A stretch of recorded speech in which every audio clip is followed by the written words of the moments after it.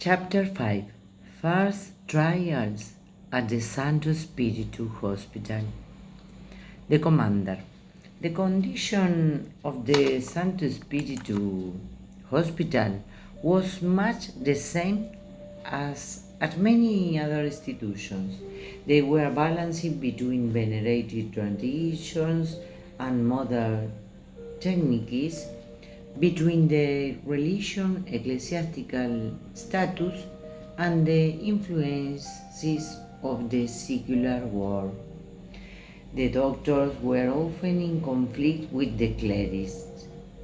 The lay nurses bickered with the religious ones. The commander was afraid of the reputation of the friars. The people who came to the hospital started to call them Fray Concentini.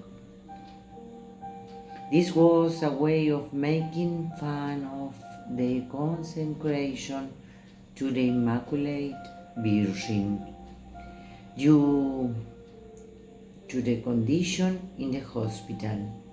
The Concentini were subject to all kinds of difficulties, so much that many suffered from poor health. They were formed in the Franciscan spirit of poverty and humility.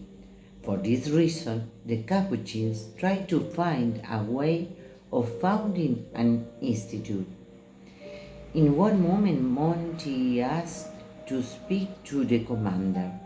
He said, quickly but firmly, "It is not that we don't want to be under your grace jurisdiction. We will always be most obedient to the grace of commands.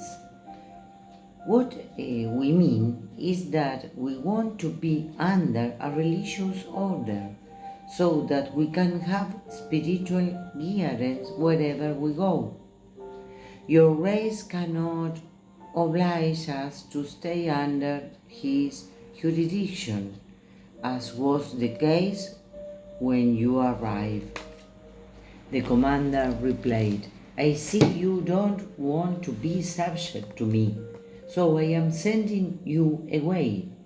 In the meantime, the prior of the hospital, Fray Mauricio, was ordered to reduce the number of the friars to no more than 10. The commander accused them to have lost their vocation. Monti replied frankly, "Not all asses can carry the same burden."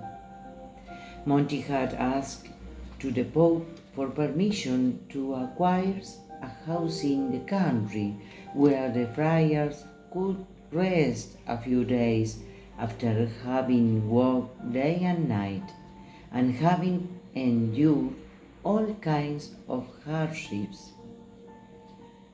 He encouraged them not to be lost heart in the same face of the inevitable trials. He said, "Our church works with hating feet in this moment."